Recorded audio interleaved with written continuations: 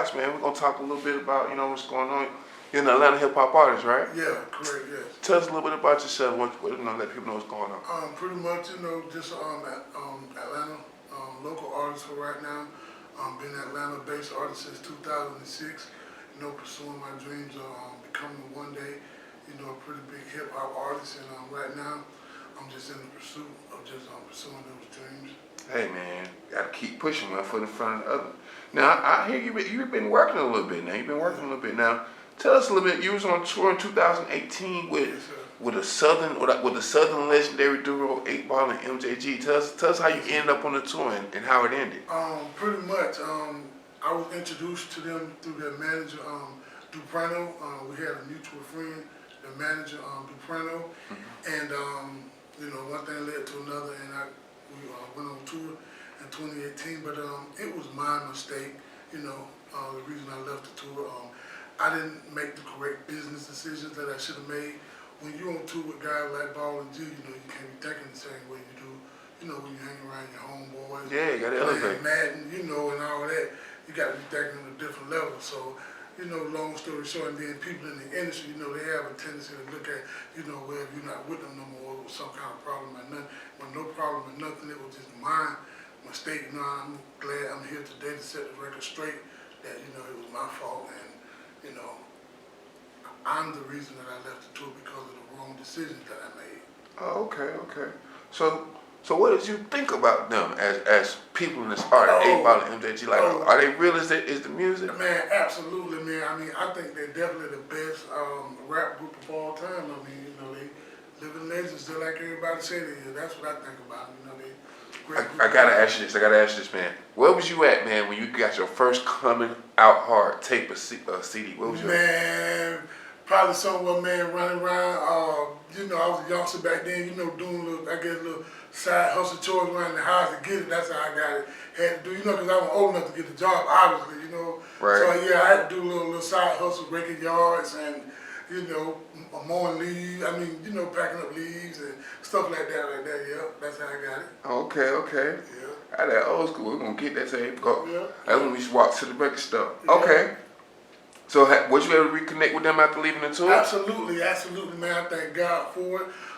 It was up in Little Rock, Arkansas on February 1st, 2020 at the Bottle Bean Grill. They was doing the show, so, I just showed up, pretty much it was unannounced, but I, had a chance to speak with them. I let them know, realize the mistakes I made, man. I'm trying to, get back, man. I want to go back on the road with you guys, man. And they showed love? Yeah, he was just like, all right, man, get up with our manager, Do. And I got up with Do. And then, ever since back that right there, So y'all linked up? So, are you signed with them or y'all linked up? Y'all doing business together? At this point, we're just communicating now. I am not signed with them at this point, but we are communicating, and obviously, things have not, got to the level they once were when I was on tour.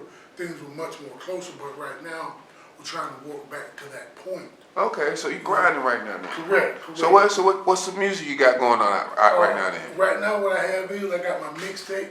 I'm trying to get something. It's that's the project I'm working on right now, and because obviously the virus, it's got to. Yeah, Corona. Did it affect? Because a lot of people with the CD hustle be out trying to get the grind. How did that affect you? It did because people are just simply not coming out the house like they were at one point. They're only doing, like they say, essential travel, and then when people do come out, they are kind of hesitant about people they don't know approaching them. Now where at one point, people weren't more or less afraid to talk to strangers. Happens every day. Well, it used to happen every day. Now when you see someone you don't know, you have to, then you have to wonder if they give you a product or something physical, you have to wonder if the virus living on that. And it's just, the risk of it has changed things. Okay. So you gotta. So how have you adapted? Or what are ways you're looking to? Basically, what I've done now, I'm trying to connect virtually with people in the industry for right now, because that seems to be the way obviously to keep things going right now. So. Yes, but the virtual. It kind of helped out a little bit because you can actually hit a lot more people with your music before.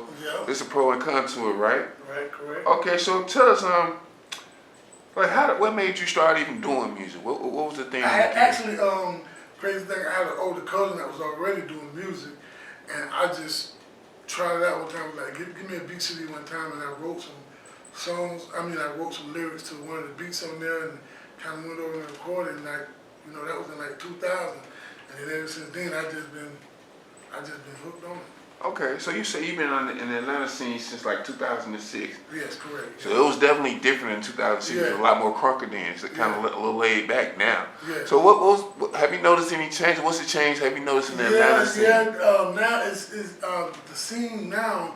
What you have is more your chauvinistic with more jewelry stuff. Back in 2006, and God bless it. That's when the Shorty Lows was still out and humping. And you had those guys more the OG style.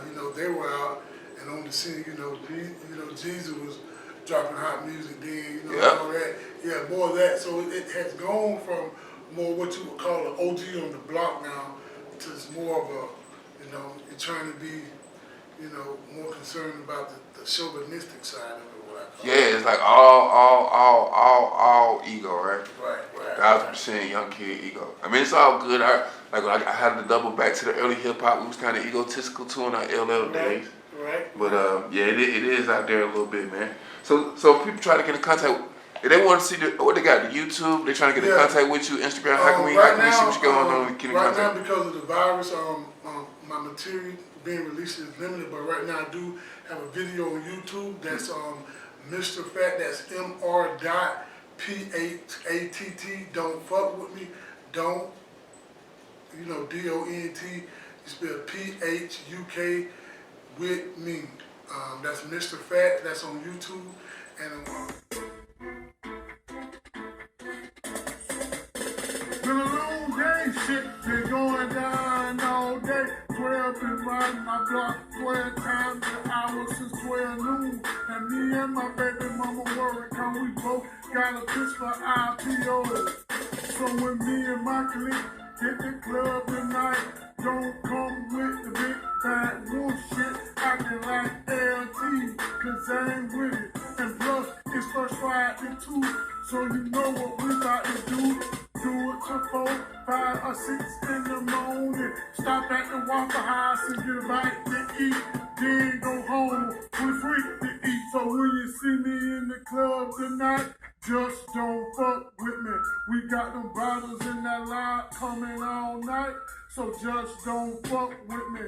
When you see me in the hood, don't fuck with me. What you need to be doing is trying to get yourself some business. Open up a fruit stand and get your baby mama off that free Obama cell phone and start picking up your children from school and taking them to the community center. Cause I'm a down south player like Herschel Walker and Bo Jackson that's gonna make plays anytime of the game that they need to be made.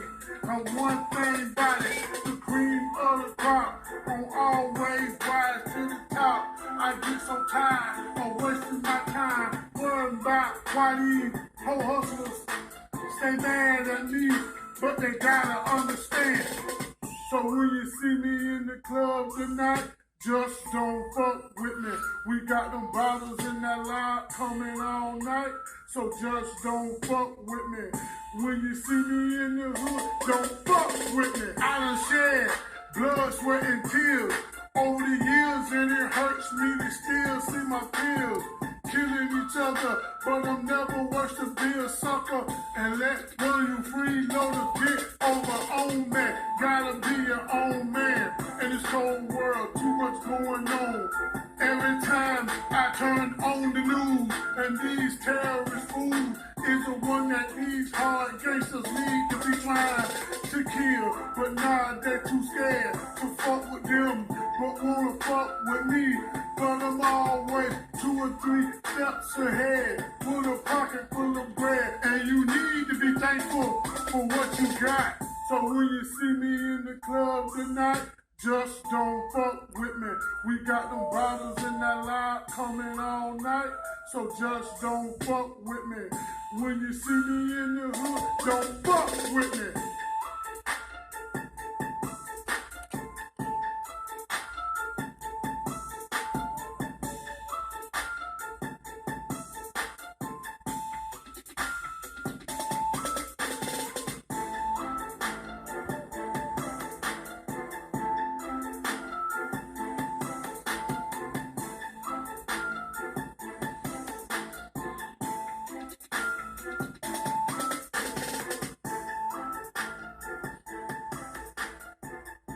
It's all good. This is a development plan. We're gonna get it Right. together around here. We're just one step in front of the Right. other. And my Facebook is Marlon Horn, Marlon, Horn, Horne. And you can reach me on those platforms. All right, got two last questions before we get up out of here, man. Okay. Now this is the first one. So the Atlanta scene, is it all hype or is it real? Man, I say that, man. It's really the real, man. I'm talking about, man. I got pictures in my phone now with the Ludas, Boots, and Walkers. I mean, list goes on. But the thing is, you gotta get connected with someone. You're just not gonna walk up and down Peachtree and see, celebrities hanging out saying, hey, I'm a millionaire, come take pictures with me. You have to get connected with certain people in order to see the real way that the Atlanta music scene works. And if you don't, you're just gonna, people say your dreams all day and they'll tell you I can do this and I can do that.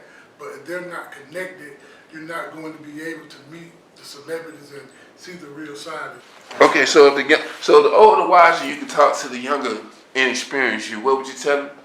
I would tell them, look, just keep it simple. Make records that are your own records.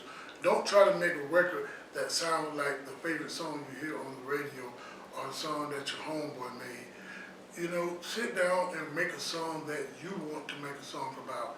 And just keep it simple and be original and don't try to be like everybody else. Appreciate you, Big Mark. Yep. See you next time. Okay. Yeah.